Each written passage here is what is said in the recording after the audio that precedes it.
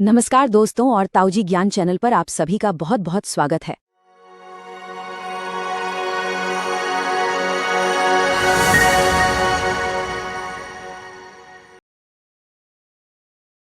अगर आप शेयर बाजार का नाम सुनते ही थोड़ा घबरा जाते हैं या आपको लगता है कि यार ये तो बहुत रिस्की जगह है, तो यकीन मानिए आप अकेले नहीं हैं। अक्सर नए निवेशकों को यही लगता है, लेकिन सच कहूं, ये डर सिर्फ इसलिए है क्योंकि हमें सही जानकारी नहीं होती। तो आज के इस खास विश्लेषण में हम इसी डर को हमेशा के लिए खत्म करने वाले हैं।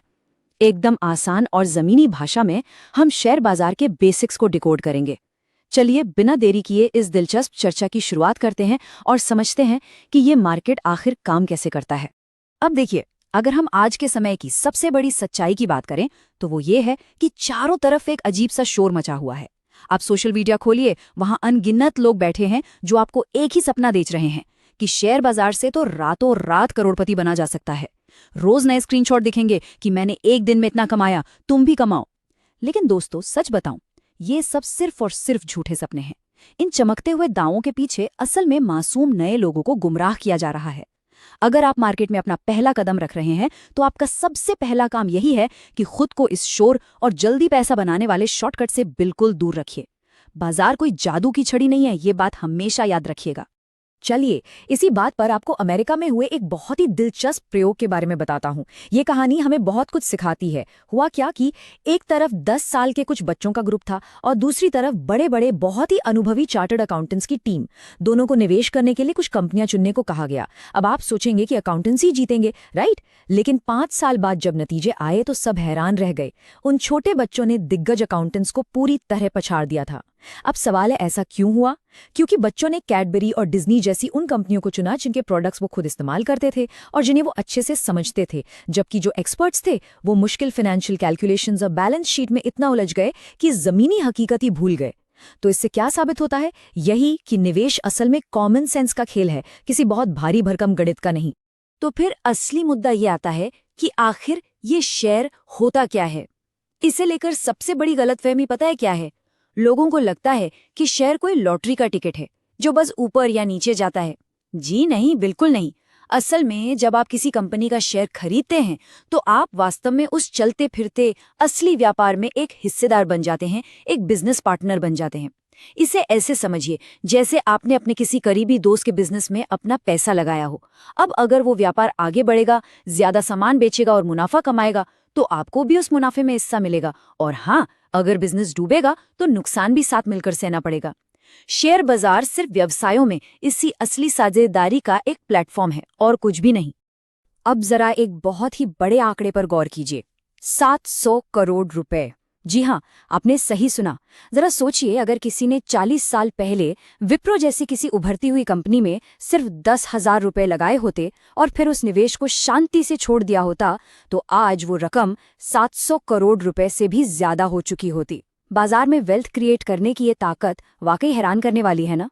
लेकिन रुकिए, एक नए निवेशक के तौर पर आपको ये समझना बहुत जरूरी है कि ऐसे असाधारण नतीजे हमेशा नहीं मिलते।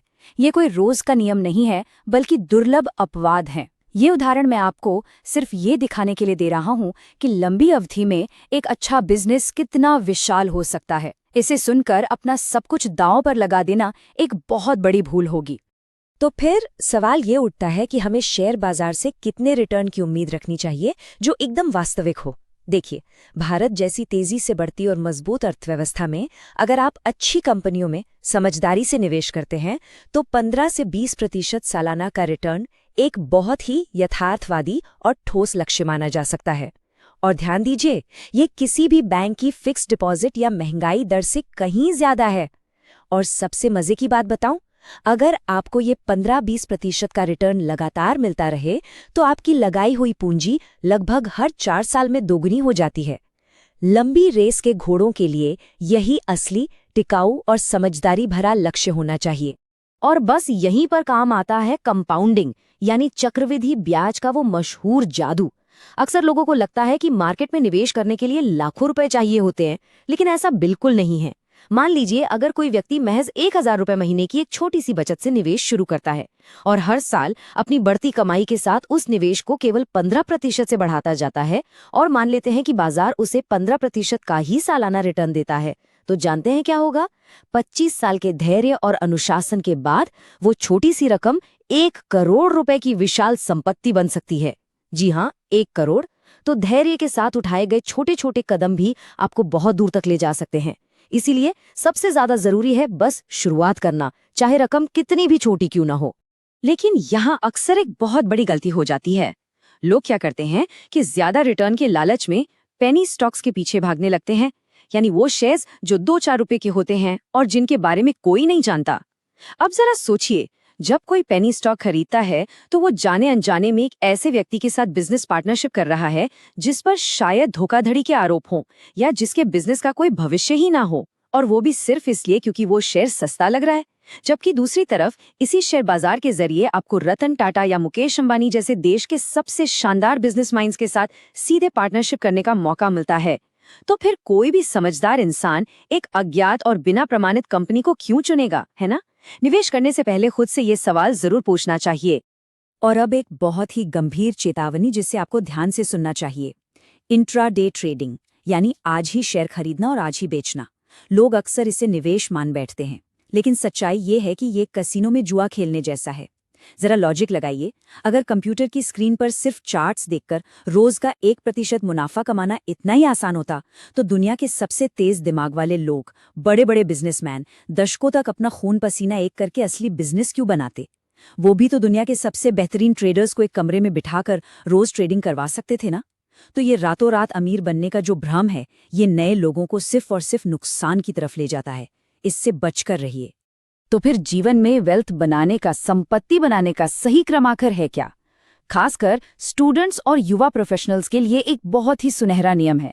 आपका सबसे पहला कदम हमेशा अपनी कमाई बढ़ाना होना चाहिए, यानी अपनी स्किल्स और काबिलियत पर काम करना। उसके बाद दूसरा कदम आता है बचत करना, अपने भविष्य और किसी भी इमरजेंसी के लिए पैसे बचाना, और इस पैसे को हमेशा सुरक्षित जगह जैसे बैंक में रखना। और अंत में अपनी सभी जरूरतों और इमरजेंसी फंड के बाद जो पैसा एक्स्ट्रा बचता है, जिसे हम सरप्लस कहते हैं, उसे निवेश करना है ताकि आपकी संपत्ति और बढ़ सके। याद रखिए, निवेश हमेशा इस क्रम में तीसरे नंबर पर ही आना चाहिए। चलिए अब देखते हैं कि प्रैक्टिकली निवेश के सफर की शुरुआत की कैसे जाए। आज के इस डिजिटल जमाने में ये काम बहुत ही आसान हो गया है। पहले कदम के रूप में आपको सिर्फ पैन कार्ड, आधार कार्ड और एक चालू बैंक खाते की जरूरत होती है, बस। इसके बाद दूसरे कदम में आप किसी भी अच्छे और भरोसेमंद ऑनलाइन डिस्काउंट ब्रोकर के साथ अपना डीमैट अकाउंट खोल सकते हैं। और ये सारा काम पूरी तरह से ऑनलाइन घर बैठे बैठे हो जाता है, किसी कागजी भागदौड़ की जरूरत नहीं है।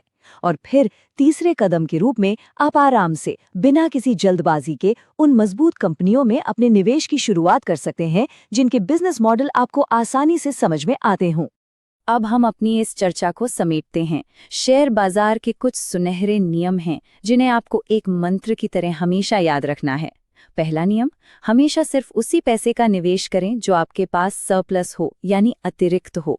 अपनी ईएमआई, घर के खर्च या बच्चों की फीस का पैसा कभी भी बाजार में नहीं लगाना है। दूसरा नियम, बाजार कल ऊपर जाएगा या नीचे, ये टाइमिंग का अंदाजा लगाना बिल्कुल बेकार है। जो पैसा लंबे समय के लिए है, उसे बिना घबराए लगातार निवेश करते रहें। तीसरा नियम, हमेशा छोटी राशि से शुरुआत करें ताकि आपको तजुर्बा मिल सके। और सबसे जरूरी बात, बाजार के उस फालतू शोर और झूठे दावों को पूरी तरह इग्नोर करें। और अंत में मैं आपके लिए एक बहुत ही गहरा सवाल छोड़कर जा रहा हूँ। क्योंकि अब हम जान चुके हैं कि शेयर खरीदना एक शुद्ध साझेदारी है, तो आज एक नए निवेशक के तौर पर आप भारत के किस शानदार और बढ़ते हुए बिजनेस के साथ पार्टनर बनना चुनेंगे? इस पर शांति से बैठकर जरूर विचार कीजिएगा। मुझे पूरी उम्मीद है कि आज के इस विश्लेषण से आपको शेयर बाजार की उलझनों को सुलझाने और इसकी असलियत को समझने में काफी मदद मिली होगी। अगर आपको ये चर्चा और जानकारी काम की लगी हो तो कृपया इस विश्लेषण को लाइक जरूर करें और ताऊजी ज्ञान चैनल को सब्सक्राइब करना बिल्कुल ना भूलें, ताकि आगे भी आपको ऐसे ही जमीनी और ज्ञानवर्धक विश्लेषण मिलते रहें। अपना कीमती समय देने के लिए आपका बहुत बहुत धन्यवाद।